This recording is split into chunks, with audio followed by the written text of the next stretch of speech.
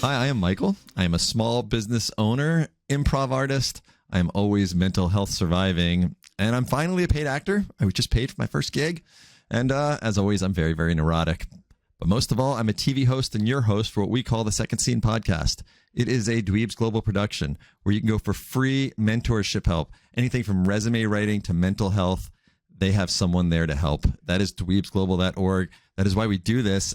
I'm here today with Isvari Maranwe. Isvari has accomplished so much in such a short amount of time on this earth, being that she just learned that she's half my age. Isvari grew up in San Jose, California, is a graduate of UC Berkeley, followed by Georgetown University Law, and has now already founded two incredible nonprofit organizations. Along with her sister Janine and her husband Nathaniel, they founded Dweebs Global, the incredible nonprofit that I speak of every day and that we'll talk more about today, and that she's also launching another nonprofit called DG Sentinel, which we will, again, learn about in the next 20 minutes. So welcome. You were born and raised in San Jose, California, correct? Yep. Okay. Did you go back to California? I'm there right now. I was gonna say that's okay. All that needs to be said because there's nothing that happens here. There's literally, I do not know how people live here. It is extremely boring. Really? Obviously it's a tech hub, but I literally I grew up here. I spent I traveled around and lived around a bit when I was growing up, but I largely lived here until I was about 16 or 17 years old. And then I've been back here now for on and off-ish, but for basically a year and a half. And I don't know anybody in the area. All the friends I know here I met from elsewhere and they moved in or they've left. I have basically no social life here.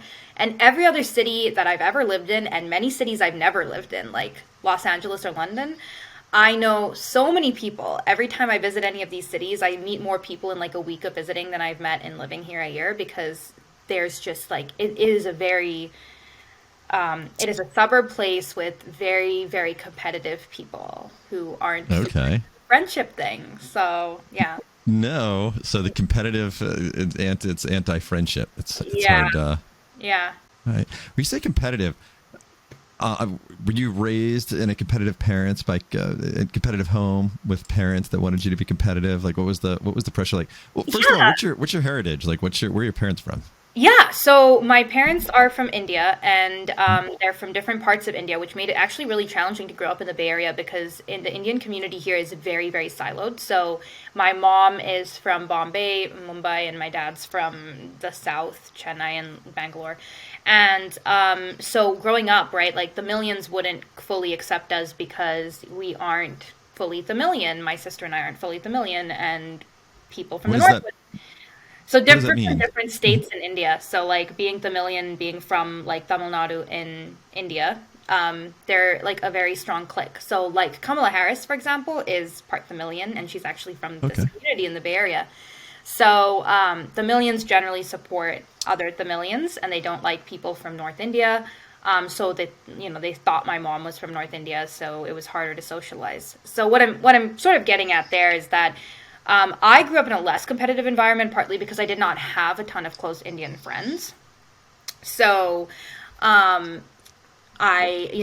were always a little bit on the outside, even within the Indian community. So there was less of that. Our parents also really didn't want us to make friends with people who were, going through a lot of that tiger parenting stuff, because they saw it as deeply unhealthy.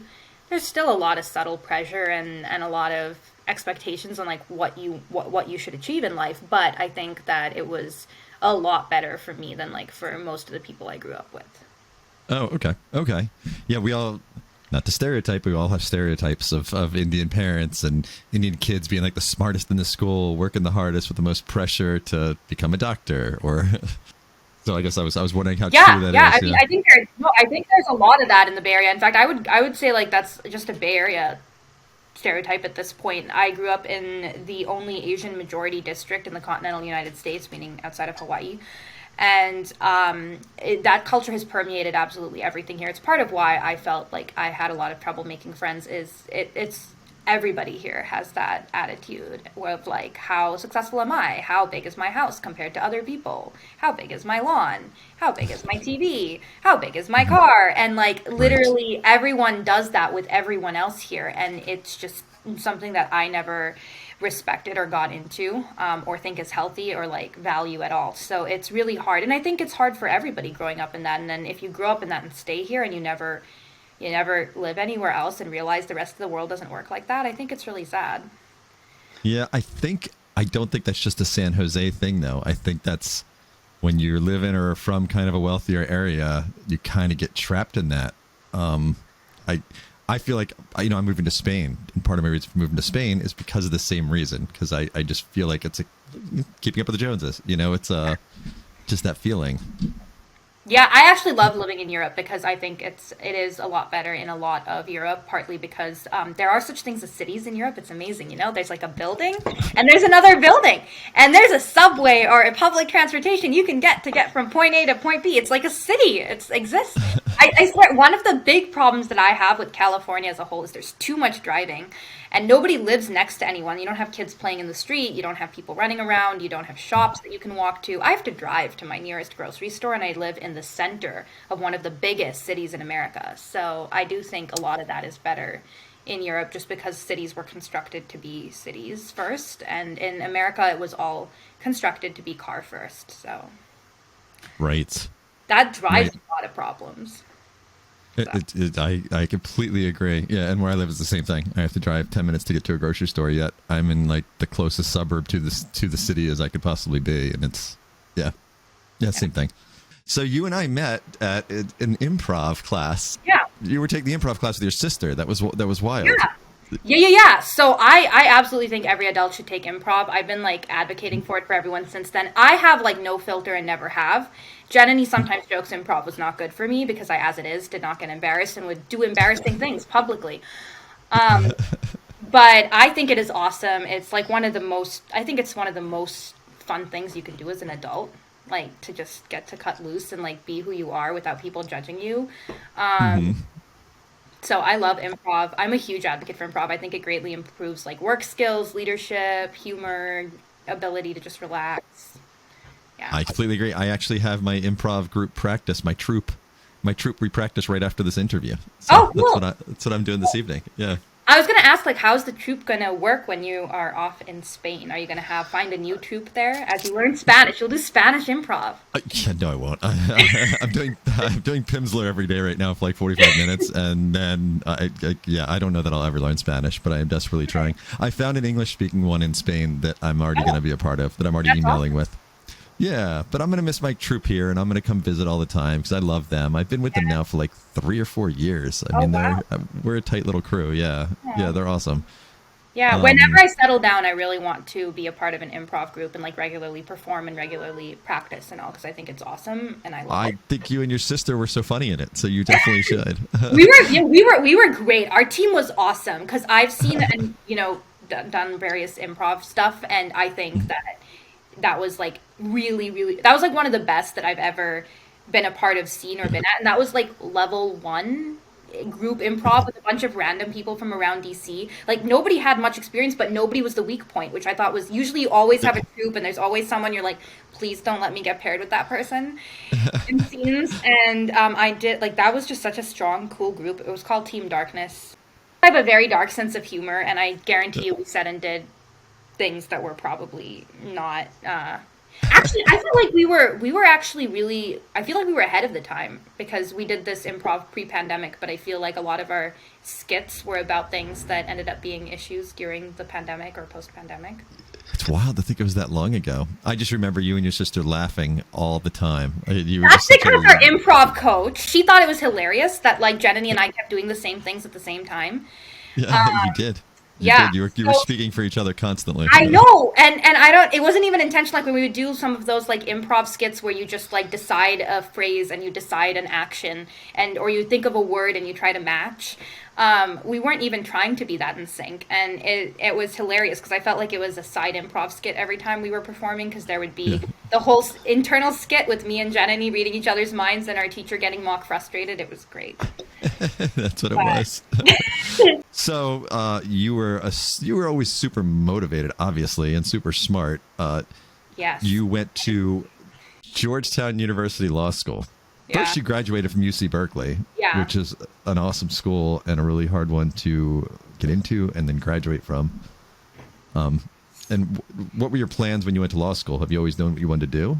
Yeah, no, I knew I definitely didn't want to be a lawyer. That's why I went to law school. Also, that is non-ironically true.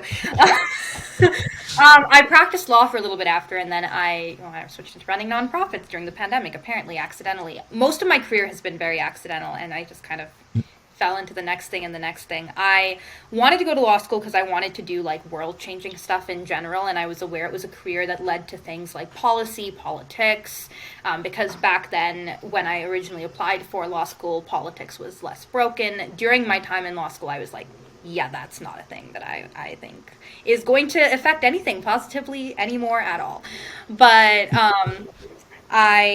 politics I had considered as an option when I was growing up, right? Like, oh, I could make change, or this could be cleaner, this could be better, this could be, actually about doing good for people as opposed to, grandstanding and party politics. I think that is a ship long sailed in America at this point, unfortunately. At least for me, I don't want that. So I thought about policy, right? Like you can also get really high up in the policy world, in the government, or international relations if you have a legal degree. So I pursued international relations, national security, cybersecurity stuff. Okay. And then I just kind of was trying to figure my career out. I worked at some really awesome places, got to work for the government in various places, worked at a big law firm for a bit, but I was always like, this is not where I see myself in the long term or as an end goal. I also discovered the concept of not having an end goal, which is great. So I'm very happy to just see where my career goes now. But what does that mean? Like you don't know where you're going to end up, and you're okay with that? I also don't think there's any ending up, right? Like life is not at what point, unless we're talking about the day you die, right? Hopefully there's no end up, right? Like I think I don't think there's one career you just end up there and you're like, now I'm done, right? If you're the sort of person who is very ambitious, let's say, you're going to keep wanting more. And if you're the sort of person who takes enjoyment in the sun and the weather and traveling, you can sort of already have ended up there and then just continue to enjoy that throughout your life.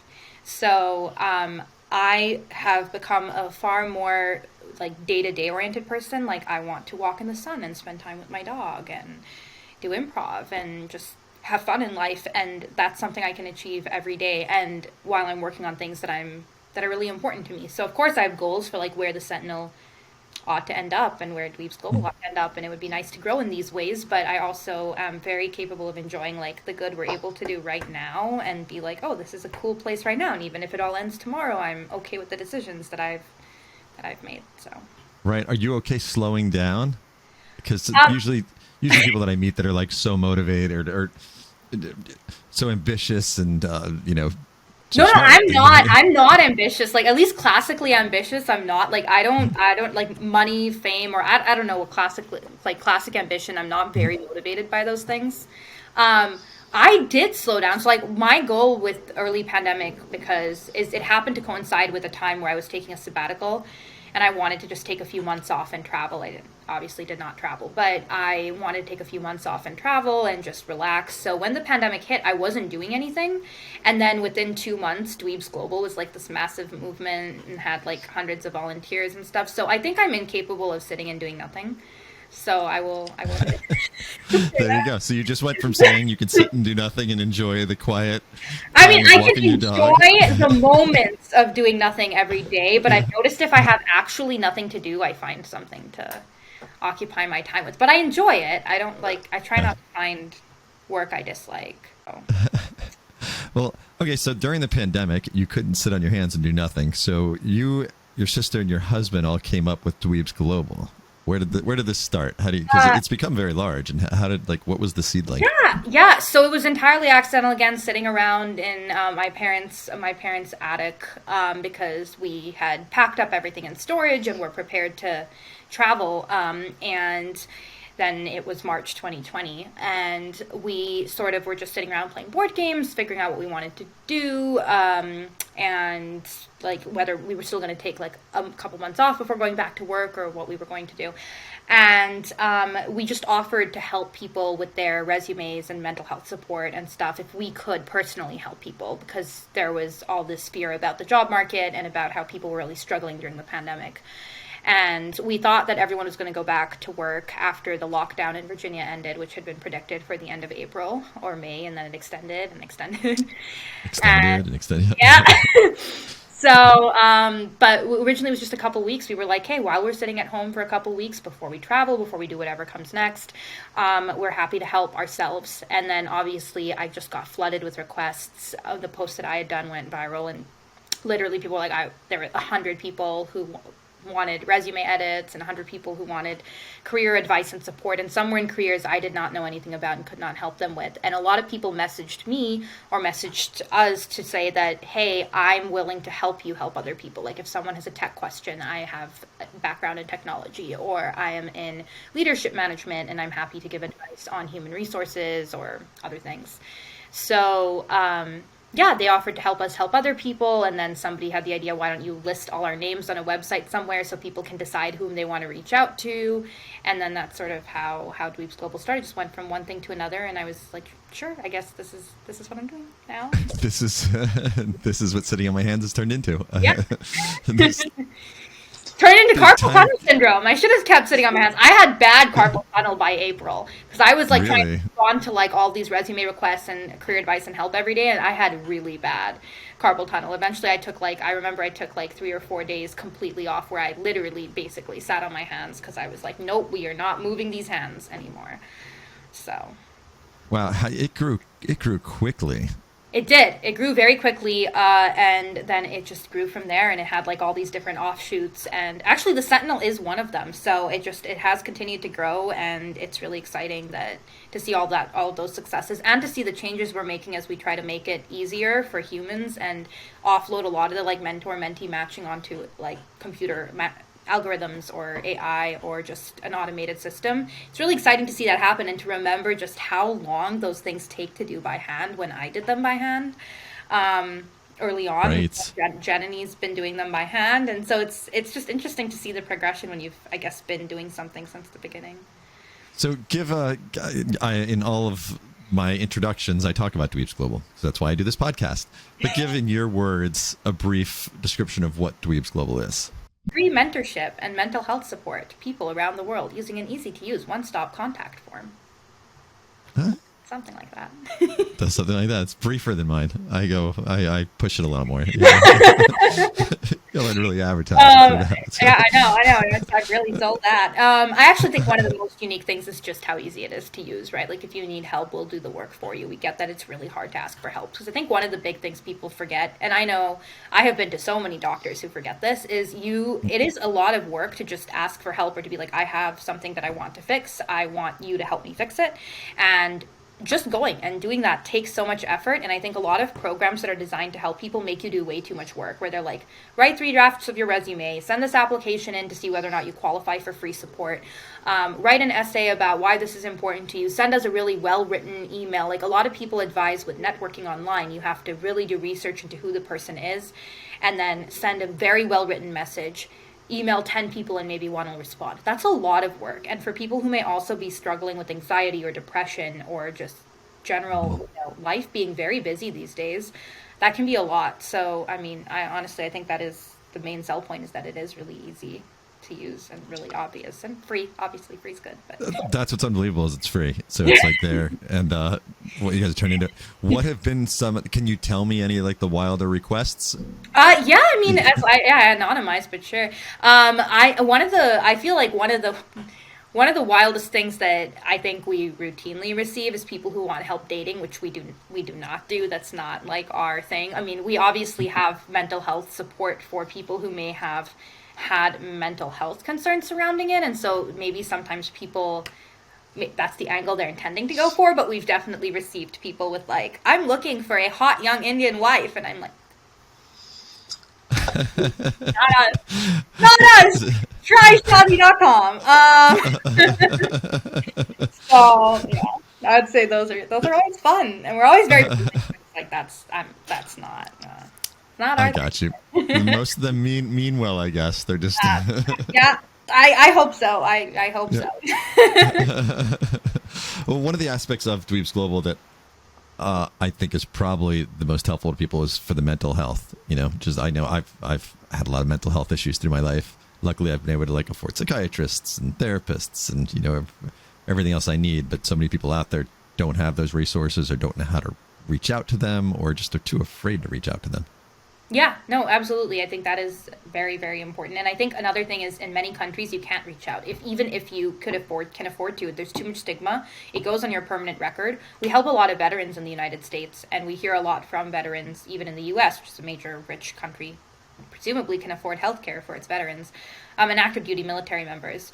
Can't get help because it goes on their record. And so another really great thing about what we're able to do is we don't store that data, we don't release that data, and we don't sell data either, right? We're a completely nonprofit organization, so you don't have to worry about your information being told to like your commanding officer or something like that. And that's a huge problem. I can't believe we still have those standards. We need to get rid of that because nobody gets many people don't get mental health help if they think people are going to find out about it. So. Right. I've definitely heard that. Talking to other families that want to put their kids in some mental health help, that they're afraid it's going to go on their resume, that colleges will see it, or jobs in the future might see it. And they can. That's the really sad part is that one of the other things is that your doctors can see it, and there is a marked difference in care. If your doctors think that you may have depression or anxiety, they will say everything is depression or everything is anxiety.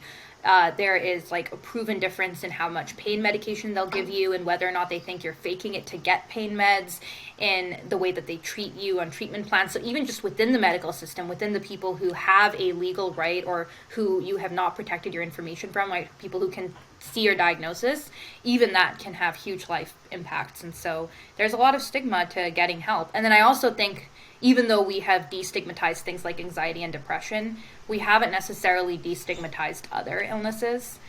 So even if, and I think the other thing is the psychology system, and I've seen this a lot in my years working at Dweebs Global, is the psychology system can be very broken.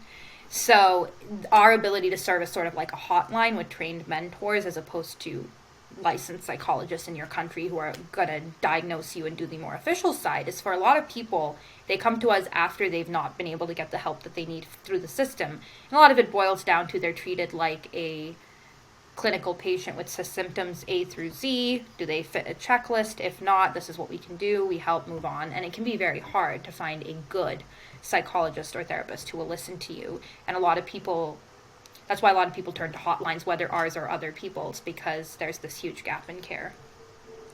Right. So what type of care can they get through a mentor at Dweebs? Like how far does that go? Yeah, so, I think there's a lot of, I always like to describe it as like a hotline, but longer term. So the same type of care that you would get through a suicide hotline line or a domestic violence hotline line where you call in, they'll talk to you, they'll hear your problems, and then once you hang up, if you call the hotline back, you get a new person. They don't sort of have that continuity. So we feel like we're meeting a very important gap between the people who need help, but they want to be able to talk to you again in 2 weeks or in a month. They want you to check in with them. They want you to be like, how are you feeling now? They want help having the energy and resources to find a therapist or a psychologist where they are, and we can help them do that.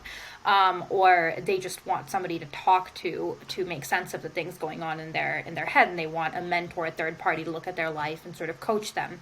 So there are a lot of life coaches who do this, but unfortunately when life coaches start, like when it is their livelihood, it can be tempting for many coaches to either try and form a toxic relationship with this person, right, where they want you to stay longer and they want you to be dependent on them because that's literally their source of income. Or because they have no official training, or because they don't know like the things not to say, sometimes they can do more harm. So we train our mentors to make sure that they are keeping an arm's distance in the ways that are appropriate, but because they are human first, they are able to really offer this comfort service and this support that hotlines often do, but we are able to offer it for more people than the limited situations of suicide and domestic violence in specific countries like the US or the UK, and we're able to offer it longer term. Right. So you literally have people around the world. I always say you have somebody in every language around the world. If you need, I wish. I wish that would be helpful. I mean, there's a lot of language. If you There's too many cover languages. most of the main ones, I'm guessing it's yeah, most of the main ones. Yeah, yeah. We do have people. We have people in so many different countries around the world, and that's also really helpful with some of the side projects we're working on or have launched or have helped launch, because we need people around the world and we're able to like reach out. Like I just reached out to a team that is working in Japan on a specific project at Dweebs Global and was like, hey, I need help recruiting in Japan for the Sentinel, and they're able to help me with that. So it's just really helpful having people around the world as well. I'm sure there's hotlines for so many different mental health subjects or just help that people could possibly get, and you guys kind of combine it. Yeah, and I think it's and I think it's kind of the longer term aspect as well. But I have to say that like for me, more is more. One of the nicest things about running a nonprofit, and I say this often as candidates, we don't have competitors. We want more people to do what we're doing, right? Because more is more.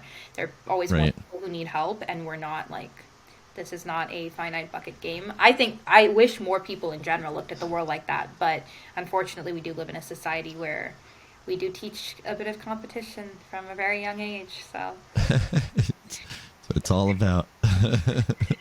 Mine's better than yours. Yep. Yeah. So Dweebs Global doesn't just supply mentorship. You guys have like a lot of other smaller projects. So we have the podcast. Yeah. DG Sentinel, which we'll go into a little bit, but what other projects have you guys worked on? And Yeah, there have been a lot of little things that have come up, and actually part of our work at the Sentinel was taking that idea that when you bring smart people together in a room from around the world who have clear background interests and clear missions they care about and put them together, they join together and find ways to solve those problems, and then they come up with new ideas. They need initial support, but then they get going and do all these great things. And so it's that idea that sort of has become the Sentinel, which is taking that idea and sharing it with the world. But yeah, so this, there's the Sentinel, there's been work done on inclusive health for people with uteruses, Dweebs Pink. There have been projects in different countries around the world like Nigeria, India, Colombia. The Colombia team worked on sort of this mental health app that they wanted to start trialing in sort of Latin America. Has its own set of interesting problems and solutions compared to the rest of the world when it comes to mental health. There are initiatives focusing on safe spaces. There was a project focusing on sort of technology for people who are visually impaired. So there's an animal welfare wing. So I think there's all these things going on, and really what it is that people have good ideas, but they haven't found other people to do it with, to help motivate them, to have the skills that they're missing to start something, and they maybe don't even know solutions to fix their community, but then somebody else in the world, like halfway around the world, knows that solution because they've seen it in their community.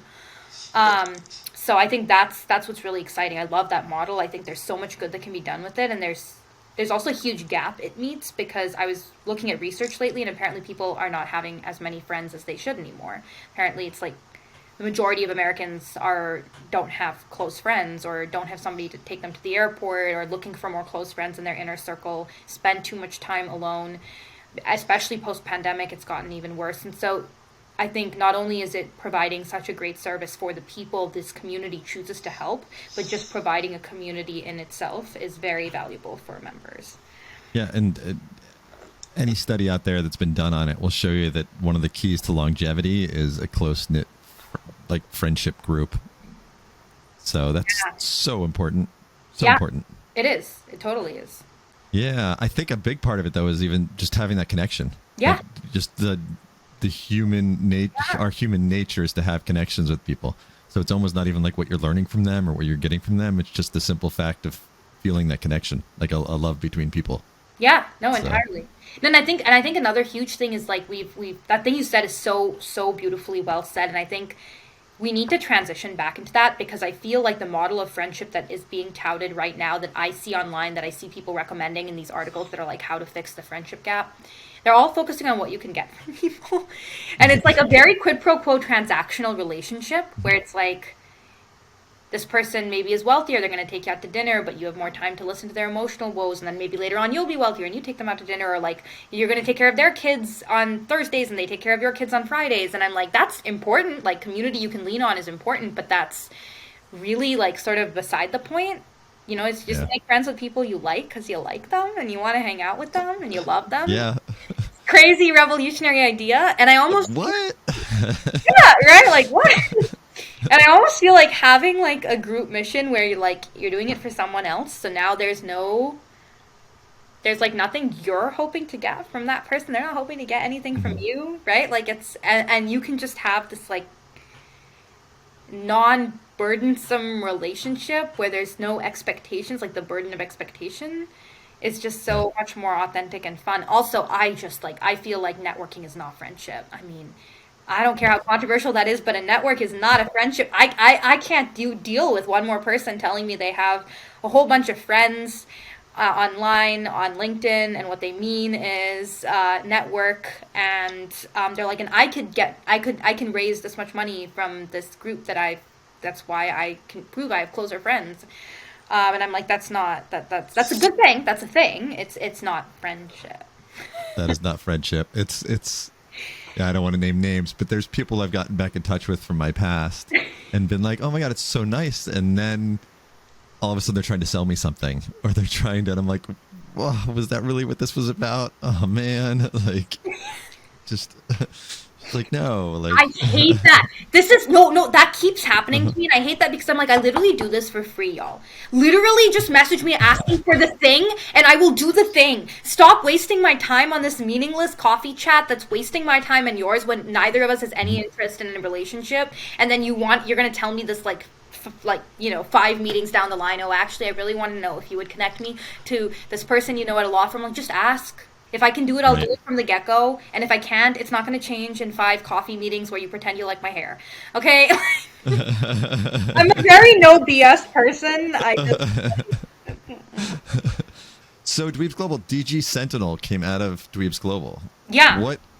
What is DG Sentinel? We are basically a new community media platform. So if you think about that space in between traditional media and social media, sort of like BuzzFeed and Medium, we're trying to do that again in sort of a new revolutionary manner, both to uplift the global majority voices, marginalized voices, stories that often aren't told because a lot of mainstream media has a Western bias or is focused on money, fame, partisan politics, things like that. But also to provide a community platform while we're at it. So for people to come in because of the quality of our editorial and our stories, and then to meet each other in the same way that we were describing earlier at Dweebs Global, where they meet people who share the mission that they have in common, and who have skills that they're willing to help each other with to work on real life initiatives or to just get to know each other and to build a stronger community. So today's social media isn't actually social, it's more content creator media, where the primary goal is to facilitate content creators, influencers, celebrities who want to use the platform to become famous or for people to view their content. And that's great. There's like great content to watch. It's funny, it's awesome, but that's not really the goal, and isn't for people to make quality friendships, and that's not happening. That's not being accomplished, right? Like, when was the last time someone's like, I met someone on TikTok and we're good friends, right? Like, it's not actually social media, it's content creator media. Right. So our goal is really to build a strong community so that people can make friends around the world, they can learn more about the world, and they can uplift each other's voices and uplift voices that have gone unheard for a long time. So we both have a very strong editorial side and a very strong tech platform side, combining the two to create a new community media platform. We have an amazing board I want to shout out as well. So one of our board members is the vice president of content at Medium. He's worked with BuzzFeed before. He has great experience doing this. He helped launch BuzzFeed's international wing and their quizzes, helped launch Wow. Medium from day one. A lot of best-selling authors, Emmy award-winning director, famous marketing support. So all of these people come from a background of knowing they know what they're doing, even if I don't, and really help support us and help get us there. And so I'm really optimistic about that, and about that being able to multiply the sort of work we've been doing at Dweebs Global to a lot of people. And Megan Miller, our COO, and I've been working on this since day one.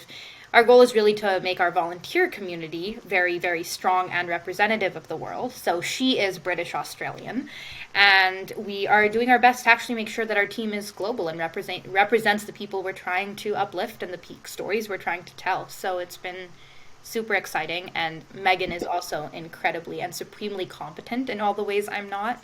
So it's been really fun working with her and doing this. That's awesome. I'm trying to understand it in maybe more in a narrower picture. So you guys produce content, journalistic contents. People are writing articles about politics or about social topics. What are the yeah. what are So the we articles have that a you? bunch of different sections. We are editorial, so like many editorials, we're taking submissions in. So lots of folks around the world write content. We are pre-launch. We are actually in sort of this launch phase right now. So we are slowly launching our website with different pieces as we continue to grow. But we take in submissions from writers around the world. It goes through our editorial team. Our editorial team is based in a bunch of different countries around the world. They have a whole bunch of different sections, from humanity, which covers things like current events, though we don't endorse politicians. We don't cover politics in sort of the typical way. We have a section on humanity. Mental health is a big thing for us. We have career in business, science and health. So we do a bunch of different topics.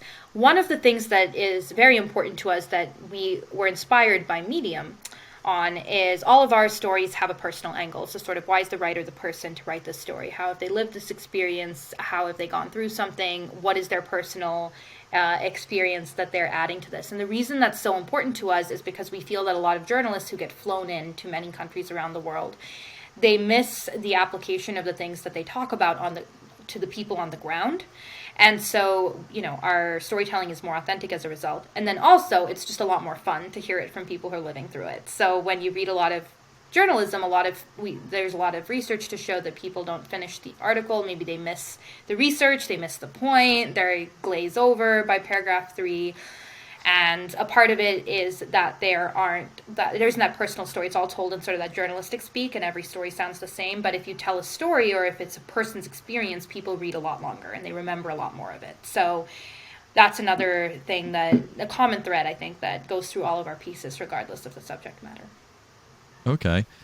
Without even talking about politics, how do you avoid not having political slants or having it lean one way or the other? That's got to be tricky. No, definitely. So we don't focus on American politics at all. So I would say one big thing is if a piece is about America and American politics, it is probably not getting picked up. But if it is, it would have to have such a personal angle. Like, I worked on this campaign, and here's this salacious story that I specifically saw that I want to tell, that I fact checked, and maybe we pick some story like that up.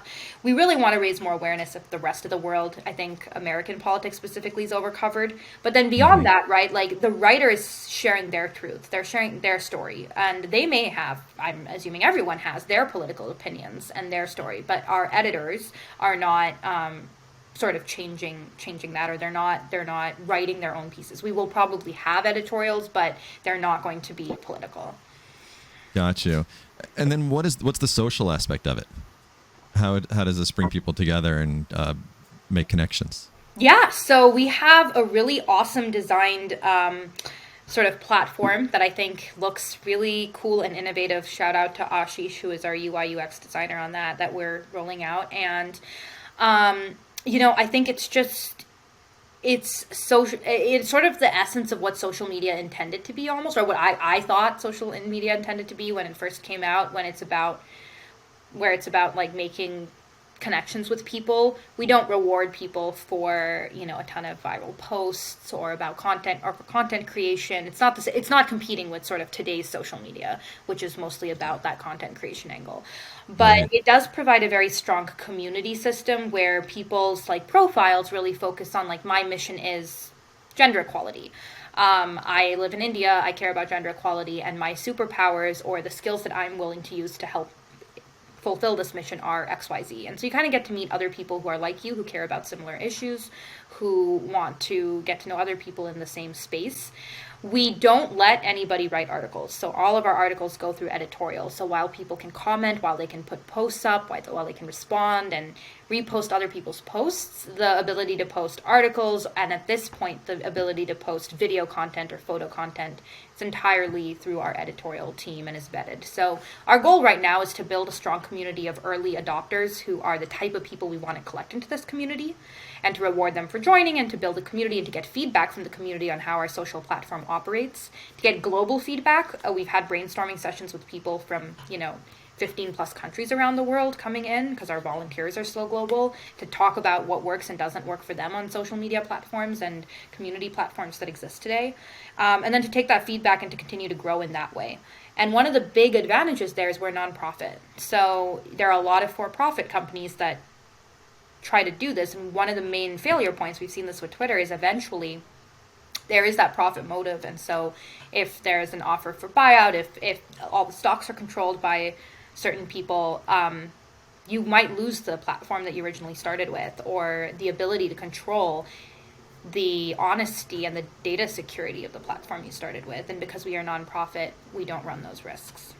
Our goal long term is like very, very lofty. Like, we would love to see a world where people are starting to redefine success the way we do, with like, okay, based on the resources you started with, how much good are you doing in the world, and how are you impacting the world? And we want people to brag about it. We want people to be like, I'm so good because I did this thing, or I impacted the world this way, or this is how I'm cool, I volunteer at these places, I'm changing things.